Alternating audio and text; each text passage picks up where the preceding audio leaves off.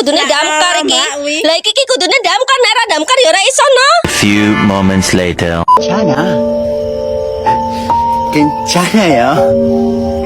괜찮아.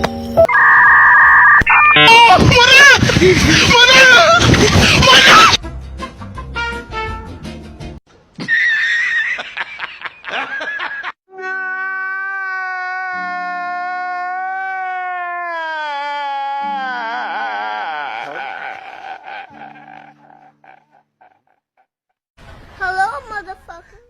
오케이.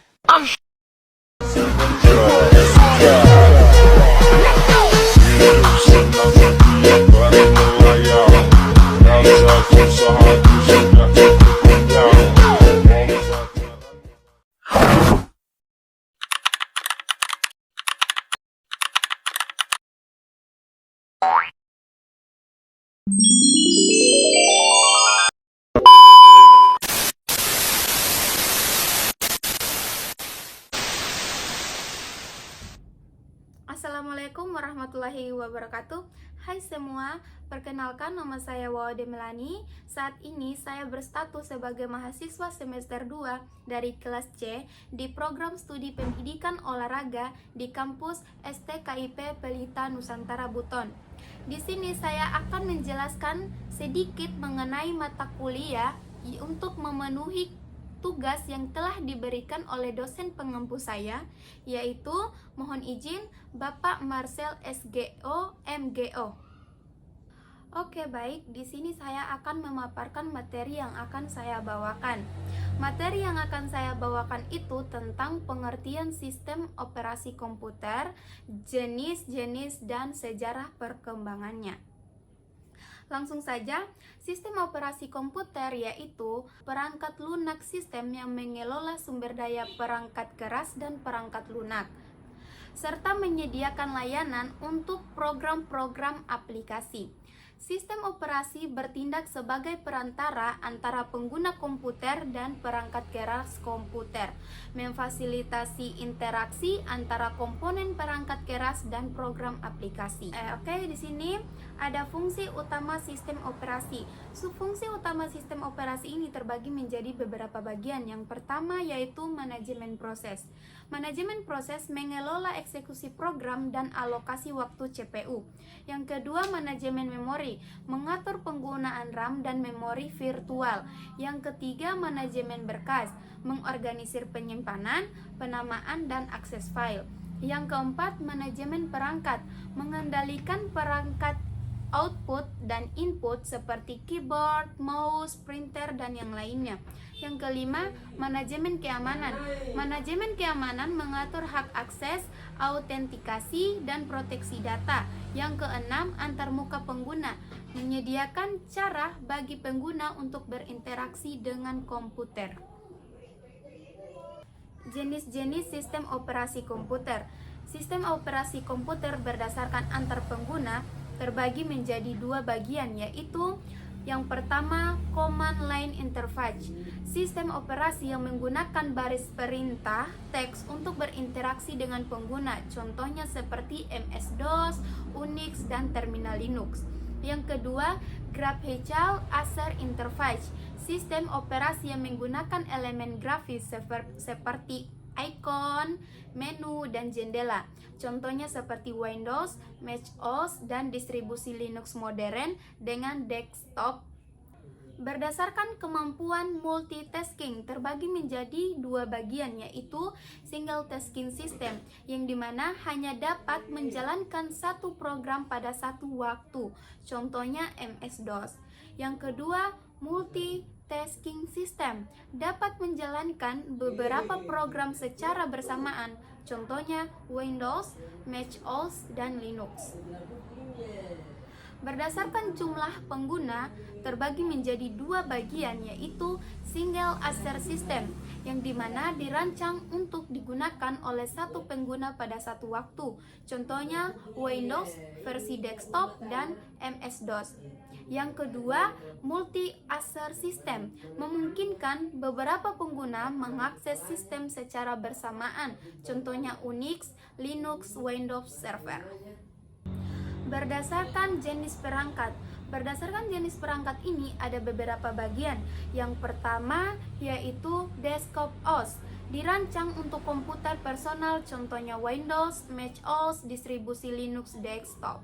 Yang kedua ada server OS, dioptimalkan untuk menjalankan layanan dan aplikasi server, contohnya Windows Server, Red Hat Enterprise Linux, dan Ubuntu Server. Yang ketiga ada mobil OS, dirancang untuk perangkat mobil seperti smartphone dan tablet, contohnya Android, iOS, dan iPadOS. Yang keempat ada Embedded OS, sistem operasi khusus untuk perangkat tertanam seperti Smart TV, perangkat IoT, dan sistem kontrol industri, contohnya RTOS, Embedded Linux. Yang kelima ada Real-Time OS, dirancang untuk aplikasi yang memerlukan respon waktu yang sangat cepat dan terjamin, contohnya seperti KNX dan RT Linux. Sistem operasi populer. Sistem operasi populer terbagi menjadi 6 bagian. Yang pertama, Microsoft Windows, dibuat oleh Microsoft Corporation, paling banyak digunakan untuk komputer personal, contohnya seperti versi terbaru Windows 11. Yang kedua, Mac OS, dibuat oleh Apple Inc., eksklusif untuk perangkat komputer Mac berbasis Unix. Yang ketiga, Linux, sistem operasi open source berbasis Unix, tersedia dalam banyak distribusi seperti Ubuntu, Fedora, Debian, dan CentOS. Banyak digunakan untuk server superkomputer dan embedded system. Yang keempat ada Unix, sistem operasi yang dikembangkan pada awal tahun 1970-an di Bell Labs, menjadi dasar bagi banyak sistem operasi modern termasuk Linux dan Mac OS. Yang kelima ada Android, sistem operasi mobil berbasis Linux yang dikembangkan oleh Google. Sistem operasi mobil ini paling populer di dunia.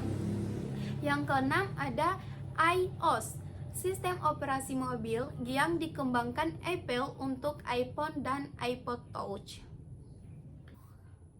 Di sini kita akan masuk membahas sini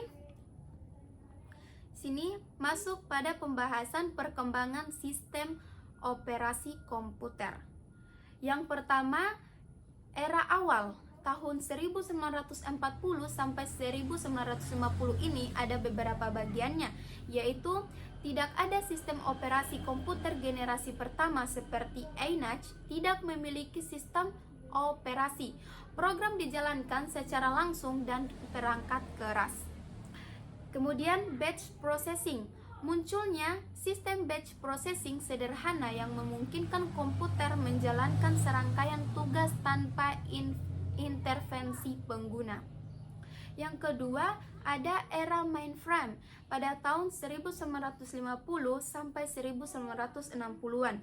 Terbagi menjadi beberapa bagian. Yang pertama, GMNAA, salah satu sistem operasi awal yang dikembangkan untuk IBM 704. Yang kedua, Unix menjadi sangat berpengaruh dan menjadi dasar bagi banyak sistem operasi modern. Yang ketiga ada CPM, Control Program for Microcomputer, sistem operasi populer untuk mikrokomputer 8-bit menjadi inspirasi bagi MS-DOS. Yang keempat ada era personal komputer pada tahun 1980 sampai 1990. Ada beberapa bagian. Yang pertama yaitu Apple-DOS, sistem operasi awal komputer Apple II.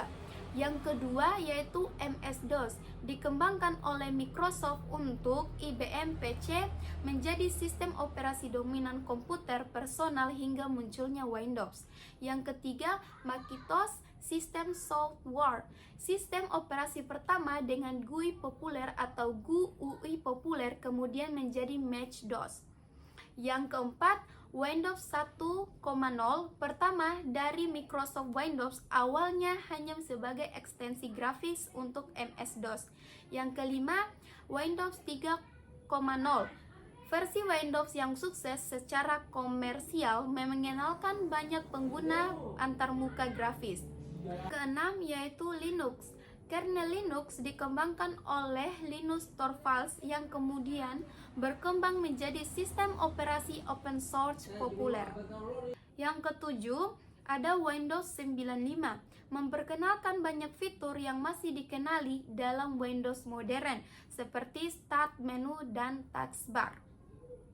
Yang kelima, era modern tahun 2000 sampai sekarang, terbagi menjadi beberapa bagian. Yang pertama, Windows XP, salah satu versi Windows paling sukses dan bertahan lama. Yang kedua, Mac OS X, versi yang sepenuhnya didesain ulang dari sistem operasi Apple berbasis Unix, sekarang dikenal sebagai Mac OS. Yang ketiga, Ubuntu, distribusi Linux yang menjadi populer karena kemudahan penggunaan. Yang keempat, ada iOS, sistem operasi mobil Apple yang diperkenalkan dengan iPhone pertama. Yang kelima, Android, sistem operasi mobil berbasis Linux dari Google. Yang keenam yaitu Windows 10, upaya untuk menyatukan pengalaman Windows di berbagai perangkat.